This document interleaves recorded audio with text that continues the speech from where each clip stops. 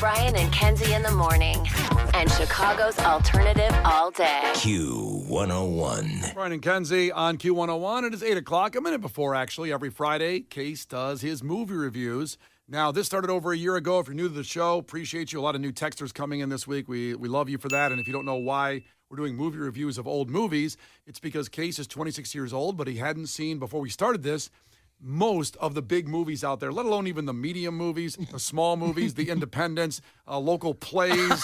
Hadn't really seen much, except for Boys in the Hood. Love Boys in the Hood. And Norbit. Boys in the Hood and Norbit, those were my two favorite movies prior to doing this last year. And I'm you know, what can I say? I've become a guy that enjoys a film here and there. I mean, now you've seen the biggest, like, Pulp Fictions and the Shawshanks and on and on. But let's get to Tombstone in honor of Val Kilmer. This is the one, by a long shot, won in our poll, and I and Kenzie insisted you watch Top Gun first and see Val Kilmer as Iceman. Chairman Mao over here. Democracy's dead. Clearly, on this show, it's not a democracy. But here we go. Let's get into it. For Christ's sake, tomorrow's the 4th of July, and we will be open for business. What country you from? What ain't no country I ever heard of? They speak English and what? Utah. Give me 2. Do you enjoy pain?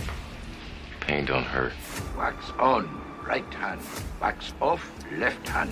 Now fry like bacon, you little freshman piggies. Fry, fry! Playing football at West Canaan may have been the opportunity of your lifetime, but I don't want your life. Let's go. Tombstone. Released December 25th, 1993, with a budget of $25 million, and the box office made $73 million. But we know, as a movie that comes out around that era, became a cult classic and probably made $1 billion with video and streaming and DVDs.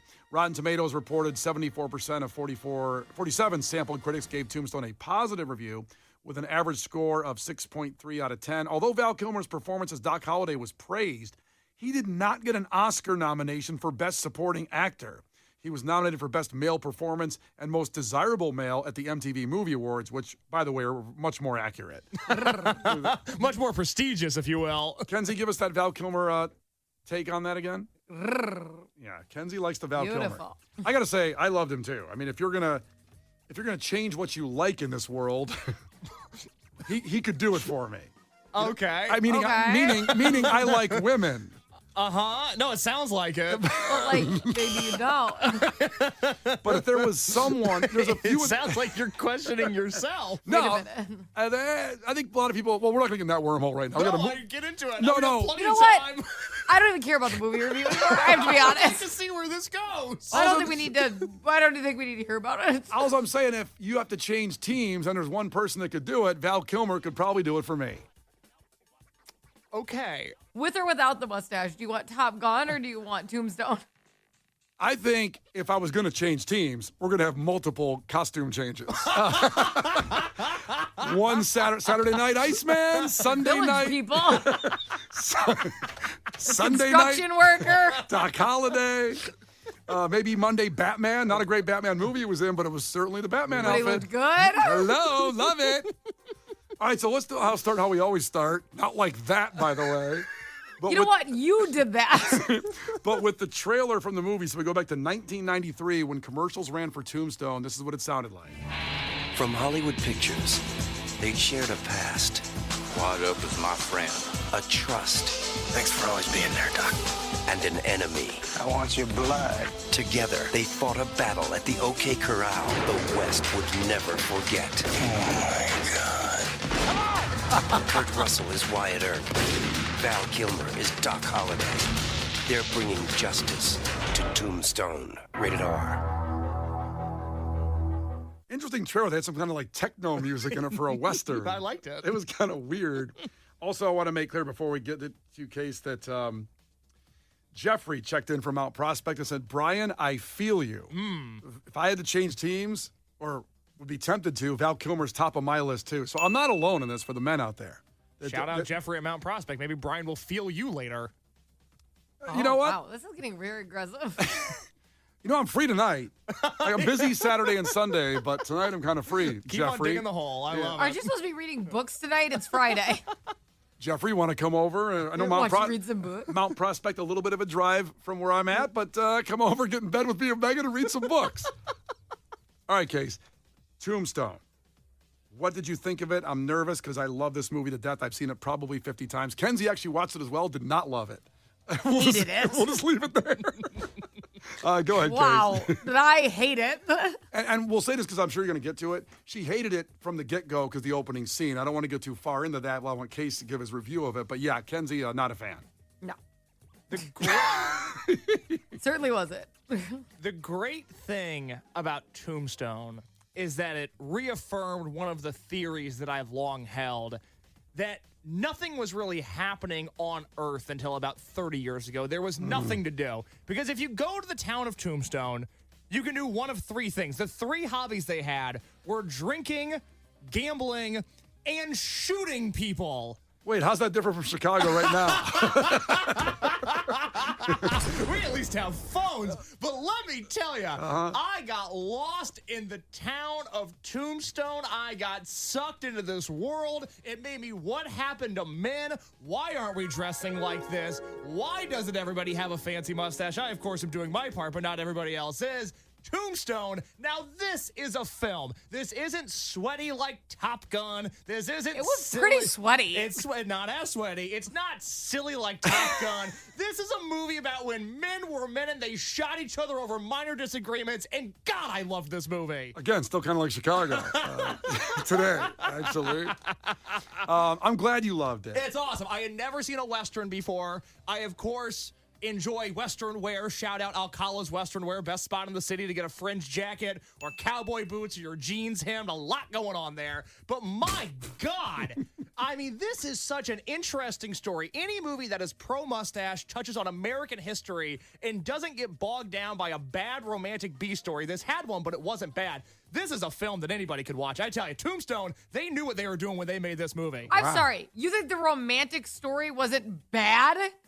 It was the worst romantic story I've ever seen. Well, I think he's talking about, like, he didn't like it in Major League when the romantic story took over the movie. Same thing with Top Gun. I found it to be distracting. This did not take away from the overall story of four badasses gunslinging their way across the western part of the United States. I want to follow in their footsteps now. He's saying that there wasn't a deep dive into the relationship. Kenzie found that deep dive of cheating in there. Yeah, what a piece of crap the main character is. I know he's talking about it. I will counter that with not Val Kilmer, but Kurt Russell. Kurt Russell, thank you. So Kurt Russell has this wife in this movie, and Kurt Russell's wife is apparently addicted to opium because she just can't stop drinking whatever this tea is that gets her high. His wife in this movie comes across the screen like an elementary school actor showing off at the spring showcase. She is so bad in her role and so annoying. It doesn't detract from the movie because I would have cheated on her too. Wow. If there is a weak link, it is Kurt Russell's wife, and I am glad that by the end of the movie, he decided to be with somebody else. All I'm saying is, you move her ass all the way across the country to get train and wagon, and then, which would have pissed me off. Hold up. And then he cheated in like 4 seconds. Oh, and like average looking girl, like it wasn't like Catherine Zeta-Jones got out of that wagon. It was just a normally pretty girl, and he cheated immediately. A girl got out of a wagon, and he couldn't contain himself. It was unbelievable. Have you ever seen a woman get out of a wagon in a dress? It's just like, whoa. Pretty magnificent. I'm trying to bring back wagons. That's good stuff. God. Obviously, I watched this movie because of Val Kilmer, and that's a name that I knew, but it's a name that I had never seen any of his work prior to last week in Top Gun. Brian insisted that I watch Top Gun. I will say, again, you kind of went Chairman Mao on us and dictated that I watched Top Gun before this so I could see the range of Val Kilmer. Is that correct? Correct, and I stand by that. I don't care if everybody's coming against me and Kenzie on this too, but he had to see him as Iceman before you see him as Doc Holliday to appreciate his incredible gift as an actor. To see him in a movie that you like. That's true, too. Oh, my God. But the thing that surprised me, I guess more so when I watched Top Gun, was the way that you sold it to me. I thought that Val Kilmer was going to be a major part of that movie, and obviously Iceman is integral to the story of Top Gun, but he's not in the movie that much, and he is the guy that is chugging this movie along. Now, of course, shout out Sam Elliott, shout out to our guy Bill Paxton, my all-time favorite in this movie. Jonas, son of a bitch. But this is the Val Kilmer show, and I was so blown away because that character, Doc Holliday, and for those that haven't seen it, he is a shade of green throughout this entire film that no human should be. He has tuberculosis, which doesn't stop him from drinking, gambling, or gunslinging, which I love. That's the grind set mentality that we live in today. What I love about him in this movie is that character in the wrong hands becomes such an albatross, becomes such a disaster, becomes such an annoying, goofy character. And every single time I thought they were going to cross a line to a point of no return, his acting was so good and so intriguing, especially in the audio that I want you to play right here, Brian, right after they have the shootout at the river. And there's a man there that asks, Doc, you have tuberculosis. Why are you fighting with us? Why are you fighting alongside Wyatt Earp? And he has this to say, and it is chilling. It made my bones chill. Where is he? Down by the creek, walking on water. Well, let's hope he's got another miracle up his sleeve. If I know Ringo, he's headed straight for us. If they were my brothers, I'd want revenge too. No, make no mistake. It's not revenge he's after. It's a reckoning. Doc, sorry to be in bed. What the hell are you doing this for anyway? Wyatt Earp is my friend. Yeah, well, I got lots of friends. I don't. It's as somebody who doesn't have a lot of friends, and as somebody who clearly was moved by the male bonding in Top Gun last week between Goose and Maverick, because I've never had a friend that close. I would never be able to react to Goose's death in the same way that Maverick did. Just the chilling subtlety of, I have a lot of friends, I don't. I mean, it really almost moved me to tears, because that's how I feel every single day. So Goose moved you to tears dying, but this almost got you to tears. Well, he was so coffee with his tuberculosis. It was a little tough to move past that. Oh, he was, like Kenzie said, he was wet. Like, he was wet in Top Gun. He was literally, he's complained about sweat, but Val was wet the entire movie. I believe and nobody was saying anything for a while. Like, as if I'm like, is anybody going to check on him? Kenzie just thought he came out of, maybe he had a little steam. Yeah, you know? He came out of a marsh soaking somewhere. wet. Tuberculosis turns out not so good. Hey, not a fan. Not a good. Gives you a fever and you're really hot, especially when you're in Tombstone, Arizona. Arizona. Go lay down. He should have went to, like, maybe Illinois would have been good for him. Yeah, but there wasn't money there. No. That's what's great about old-timey towns is Wyatt Earp walks into Tombstone. He gets into his ass. He gets into an argument with Fat Billy Bob Thornton. Shout out. What a great cameo that was. And then leaves the bar and says, so I get 25% of the profits, right? And nobody argues. There's no paperwork. There's no lawyer. There's no nothing. All of a sudden, he just accumulates 25% of the wealth coming out of that casino. It was a better time. Oh, my God. It was a better time. It was great. It was absolutely great. Of course, before I give my rating, we have to hear the iconic scene, the I'm Your Huckleberry. Let's listen to that, because another just high point in this excellent film. Well, I didn't think you had it in you. I'm your Huckleberry. Why, Johnny Ringo. You look like somebody just walked over your grave. Fight's not with you, Holiday. I beg to differ, sir. We started a game we never got to finish. Play for blood, remember? I was just fooling about. I wasn't. Oh, it's so good to see Johnny Ringo, who's a tough guy and crazy. And you look at the real character, he was insane as far as his confidence. He goes, oh, crap, I'm done. Yeah, you all know it. You know it when it's going to happen. It is such a phenomenal film. Again, pro mustache, a slice of American history. I got lost in the world. I wanted to spend time with all of these characters.